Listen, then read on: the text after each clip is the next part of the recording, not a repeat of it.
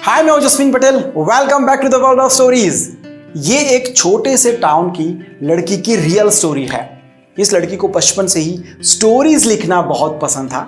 6 साल की उम्र में उसने अपनी पहली स्टोरी रैबिट के ऊपर लिखी थी और उस स्टोरी को नाम भी उसने रैबिट ही दिया था। उसने ये कहानी जाके अपनी माँ को सुनाई। 6 साल की एज में अगर कोई बच्चा ऐसा कुछ क्रिएटिव काम करता है तो ऑब्वियसली माँ को बहुत खुशी होती है। तो उसकी माँ ने उस लड़की की बहुत तारीफ की, उसको और मोटिवेट किया लिखने के लिए। वैसे ये जो लड़की थी वो उसकी दुनिया ही अलग थी। उसके दिमाग में उसकी दुनिया थी, सपनों की दुनिया, कहानियों की दुनिया। नेचर की बात करें तो बहुत ही शर्मीली थी, लोगों से, किसी से भी, दोस्तों से भी ज़्यादा बातचीत नहीं करती थी। सब कुछ सही चल रहा था ज़िंदगी में। लेकिन जब वो 15 साल की हुई तब उसकी ग्रैंड मदर की डेथ हो गई। वो अपनी दादी से बहुत ही क्लोज थी। ये उसकी ज़िंदगी का पहला झटका था। उसे पता नहीं था कि आगे क्या क्या होने वाला है। कुछ वक्त के बाद उसके माता पिता के रिश्तों में दरार पड़ गई। उसकी माँ बहुत ज़्यादा बीमार हो गई थी और जैसे जैसे दिन बीत रहे थे उनकी बीमारी बहुत ही ज़्यादा बढ़ने लगी थी और आखिरकार उस लड़की ने अपनी माँ को भी खो दिया। अब वो बिल्कुल अकेली पड़ गई थी। कभी सोचा नहीं था उसने कि ज़िंदगी में ऐसे दिन भी देखने पड़ेंगे, किस्मत ऐसी करवट लेगी। लेकिन अभी भी बहुत कुछ होने वाला था। एक दिन उसने न्यूज़पेपर में जॉब का एक ऐड देखा। जॉब था पोर्टुगल में इंग्लिश टीचर का। तो लाइफ में थोड़ा सा चेंज आएगा ये सोच के वो चली गई पोर्टुगल। कुछ दिनों के बाद उसकी मुलाकात हुई एक जर्नलिस्ट से। दोनों दोस्त हुए, दोनों में प्यार हुआ, शादी हुई और 1 साल के बाद उनके घर में एक छोटी सी एंजल भी आई। लेकिन ये खुशियाँ ज़्यादा दिन तक नहीं रही।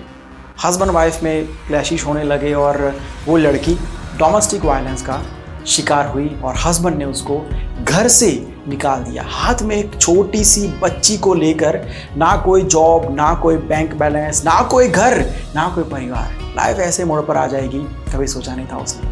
कुछ भी आगे दिखाई नहीं दे रहा था। ऐसे टाइम पे उसको दोस्तों ने मदद की। घर का रेंट वो लोग भरते थे और जो सरकारी मदद मिलती थी उससे घर का खर्चा चलता था। लेकिन कभी कभी बच्ची को खिलाने के लिए वो खुद भूखे रहती थी। ऐसे हालात थे।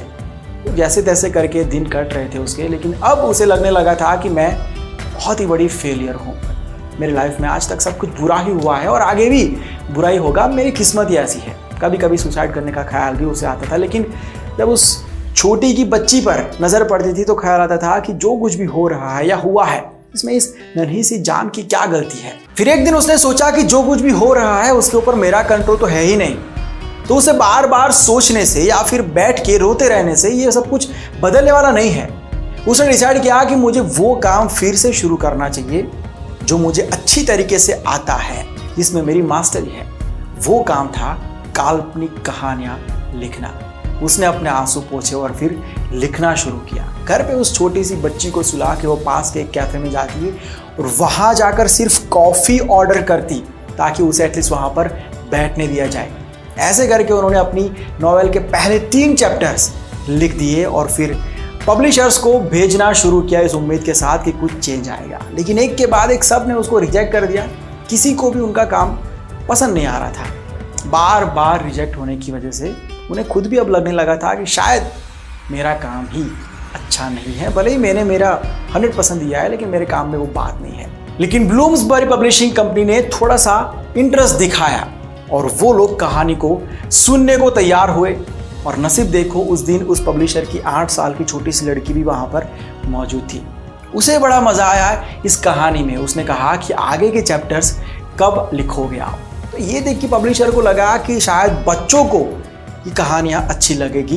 तो ये सोच के उन्होंने हाँ कह दी और वो लोग पब्लिश करने को तैयार हुए। लेकिन उन्होंने राइटर मैडम को एडवाइस दी कि आप एक फुल टाइम जॉब भी ढूंढते रहना, क्योंकि बच्चों की कहानियाँ लिख के आप कभी कुछ खास कमा नहीं पाओगे, कोई चेंज नहीं आएगा आपकी ज़िंदगी में। 31 साल की उम्र में जून 1997 में उनकी पहली किताब पब्लिश हुई। किताब का नाम Harry Potter and the philosopher's stone और राइटर का नाम J.K.